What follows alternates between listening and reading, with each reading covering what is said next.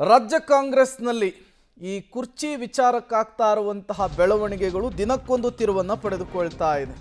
ಇದರ ನಡುವೆ ಅಜಯ್ ಸಿಂಗ್ ಅವರು ಒಂದು ಹೇಳಿಕೆಯನ್ನು ಕೊಟ್ಟಿದ್ದರು. ಆ ಹೇಳಿಕೆಗೆ ಈಗ ಮತ್ತೊಮ್ಮೆ ಸ್ಪಷ್ಟನೆ ಕೊಟ್ಟಿದ್ದಾರೆ. ನನ್ನ ಹೇಳಿಕೆಯನ್ನು ತಪ್ಪಾಗಿ ಅರ್ಥೈಸಲಾಗಿದೆ. ನಾನು ಹೇಳಿದ್ದು ಕ್ಯಾಬಿನೆಟ್ ವಿಸ್ತರಣೆಯ ಬಗ್ಗೆ, ಅಧಿಕಾರ ಹಂಚಿಕೆಯ ಬಗ್ಗೆ ನಾನು ಮಾತನಾಡಿಲ್ಲ. ಪಬ್ಲಿಕ್ ಟಿವಿಗೆ ಶಾಸಕ ಅಜಯ್ ಸಿಂಗ್ ಸ್ಪಷ್ಟನೆ. ಸಿಎಂ ಸ್ಥಾನ ಬದಲಾವಣೆಯ ಬಗ್ಗೆ ನಾನು ಮಾತನಾಡಿಲ್ಲ. ಕ್ಯಾಬಿನೆಟ್ ಪುನರ್ರಚನೆಯ ಬಗ್ಗೆ ನನಗೆ ಕೇಳಲಾಗಿತ್ತು. ಹೀಗಾಗಿ ಕ್ಯಾಬಿನೆಟ್ ಪುನರ್ರಚನೆಯ ಬಗ್ಗೆ ನಾನು ಪ್ರಸ್ತಾಪಿಸಿದ್ದೇನೆ. ನಾನು ಸಿಎಂ ಡಿಸಿಎಂ ಸ್ಥಾನದ ಬಗ್ಗೆ ಸೊಲ್ಲೆತ್ತಿಲ್ಲ. ಕಲಬುರಗಿಯಲ್ಲಿ ಶಾಸಕ ಅಜಯ್ ಸಿಂಗ್ ಕೊಟ್ಟಂತಹ ಕ್ಲಾರಿಫಿಕೇಶನ್ ಇದು. ಫೆಬ್ರವರಿಗೆ ಸಿಎಂ ಬದಲಾವಣೆ ಆಗ್ತಾರೆ ಅನ್ನುವಂತಹ ಅರ್ಥದಲ್ಲಿ ಒಂದು ಸ್ಟೇಟ್ಮೆಂಟನ್ನು ಕೊಟ್ಟಿದ್ರು. ಈ ಸ್ಟೇಟ್ಮೆಂಟು ರಾಜ್ಯ ಕಾಂಗ್ರೆಸ್ನಲ್ಲಿ ಉರಿತಾ ಇರುವಂತಹ ಬೆಂಕಿಗೆ ತುಪ್ಪ ಸುರಿದಂತಾಗಿತ್ತು. ಈಗ ಅದಕ್ಕೆ ಸ್ಪಷ್ಟನೆ ಕೊಟ್ಟಿದ್ದಾರೆ. ಚಳಿಗಾಲದ ಅಧಿವೇಶನದ ಬಳಿಕ ಮತ್ತೆ ಸಿಎಂ ಬದಲಾವಣೆ ಆಗುವುದಾಗಿ ಈಗಾಗಲೇ ಡಾಕ್ಟರ್ ಅಜಯ್ ಸಿಂಗ್ ಅವರು ಕೈ ಶಾಸಕರು ಹೇಳಿದ್ದಾರೆ. ಸೊ ಇದ್ರ ಬಗ್ಗೆ ಮಾತಾಡೋದಕ್ಕೆ ಖುದ್ದು ಅಜಯ್ ಸಿಂಗ್ ಅವರು ಇದ್ದಾರೆ.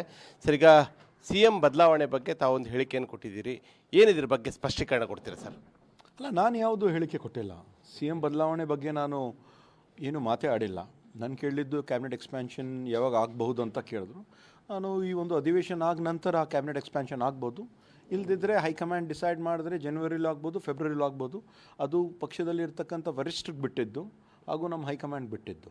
ನಾವು ಸಿ ಎಂ ಬದಲಾವಣೆ ಬಗ್ಗೆ ನಾನು ಮಾತಾಡೋದ ಅವಶ್ಯಕತೆ ಇಲ್ಲ. ಯಾಕಂದರೆ ಮಾನ್ಯ ಮುಖ್ಯಮಂತ್ರಿಯವರು, ಉಪಮುಖ್ಯಮಂತ್ರಿಯವರು ಜಂಟಿ ಒಂದು ಸುದ್ದಿಗೋಷ್ಠಿಯನ್ನು ಮಾಡಿದ್ದಾರೆ.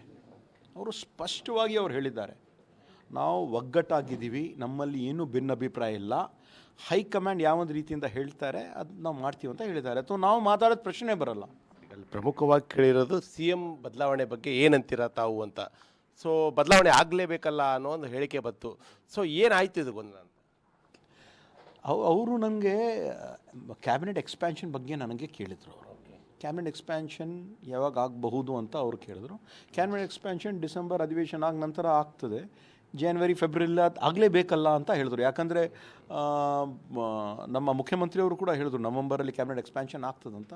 ಸೊ ನಾವು ಅಂದ್ಕೊಂಡಿದ್ದೀವಿ ಆಗ್ತದೆ ಅಂತ. ಇದು ಪಕ್ಷದ ಹೈಕಮಾಂಡು ಮತ್ತು ವರಿಷ್ಠರು ಡಿಸೈಡ್ ಮಾಡ್ತಾರೆ. ತಾವು ಸಿಎಂ ಬದಲಾವಣೆ ಬಗ್ಗೆ ಹೇಳಿಲ್ಲ ಅಂತೀರ? ನಾನು ಅದ್ರ ಬಗ್ಗೆ ಮಾತಾಡೋದು ಪ್ರಶ್ನೆಯೇ ಇಲ್ಲ. ನಾನು ಹೇಳೇ ಇಲ್ಲ.